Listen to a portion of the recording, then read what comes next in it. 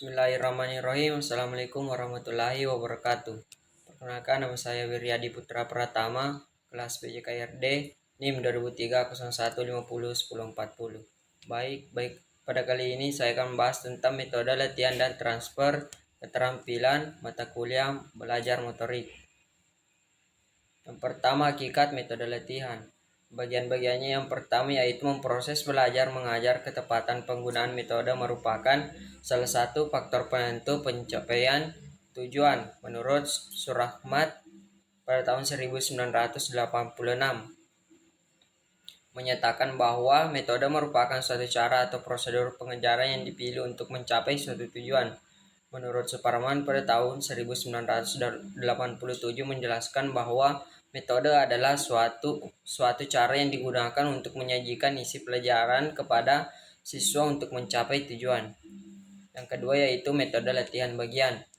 Metode latihan bagian adalah salah satu cara pengorganisasian bahan pelajaran dengan menitik berantakan pada penyajian elemen-elemen dari bahan pelajaran. Menurut Singer pada tahun 1980, metode bagian adalah suatu cara latihan yang bertitik tolak dari pandangan bahwa suatu latihan dapat diberikan menurut bagian-bagiannya. Tahap-tahap latihan seharusnya dipermudah dan bagi pola belajar motorik, bagian merupakan modifikasi dari teori belajar stimulus respon atau behavior elementaristik menurut Singer pada tahun 1980. Anak atau siswa belajar keterampilan motorik tidak dapat dilakukan dalam bentuk keseluruhan, tetapi dipelajari bagian per bagian mulai dari yang termudah sampai yang tersulit. Penerapan teori koneksionisme dari Thorndike dalam belajar motorik adalah sebagai berikut. A. Siswa harus siap menerima materi atau stimulus, baik secara fisik maupun psikologis. B. Materi belajar dipelajari bagian per bagian dan dilakukan dalam kondisi yang menyenangkan. C. Untuk memperkuat koneksi, siswa diberi penguatan berupa pengetahuan tentang penampilan dan pengetahuan tentang hasil, terutama ditekankan pada pengetahuan yang menyenangkan. C. Elemen-elemen yang dipelajari bagian per bagian dipelajari mulai dari yang termudah menuju yang tersulit, kemudian disatukan menjadi satu bentuk keterampilan yang utuh. E. Prosedur belajar menggunakan pola belajar bagian per bagian. 3. Metode latihan keseluruhan. Metode latihan keseluruhan adalah metode yang menitik beratkan kepada keutuhan dari bahan pelajaran yang ingin disampaikan. Metode keseluruhan mengenalkan teori Gestalt menurut Chauhan pada tahun 1978.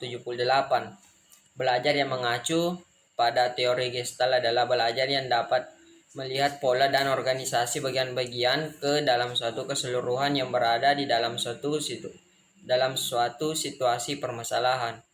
Selain itu, dapat mengamati stimulus dalam keseluruhan yang terorganisasi, bukan dalam bagian-bagian terpisah. Bagian yang dipelajari hanya bermakna dalam rangka keseluruhan menurut Singer pada tahun 1980.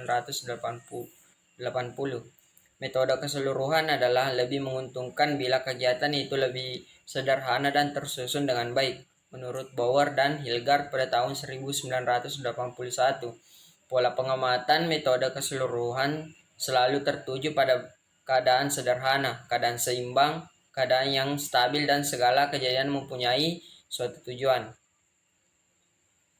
Pengaturan giliran dalam latihan merupakan salah satu faktor yang penting. Hal ini menyangkut peningkatan penguasaan gerakan dengan pengaturan yang baik dan tepat, maka dimungkinkan siswa atau atlet akan lebih mudah mengingatkan keterampilan yang telah dimiliki. Pengaturan giliran ini erat kaitannya dengan beban belajar atau beban latihan yang akan dihadapi.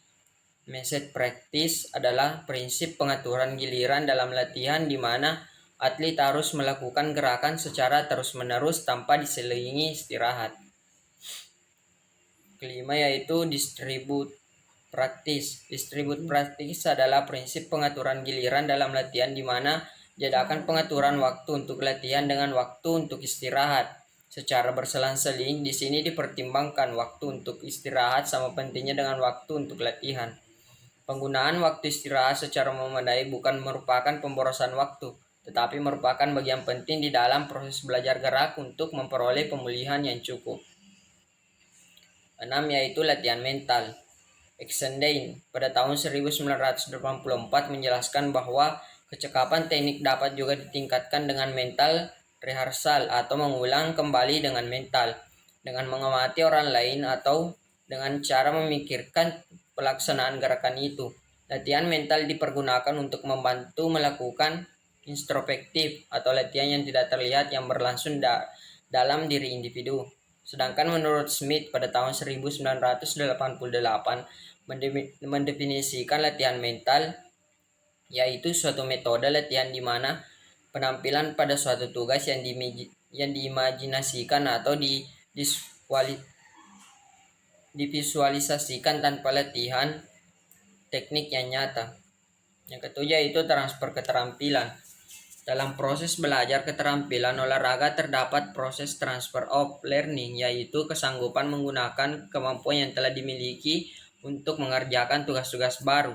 Sedangkan menurut Smith yaitu keterampilan motorik yang telah dikuasai dapat digunakan untuk mempelajari keterampilan motorik yang baru. Meskipun keterampilan tersebut bermain sepak bola dapat ditransfer untuk belajar bermain sepak takraw.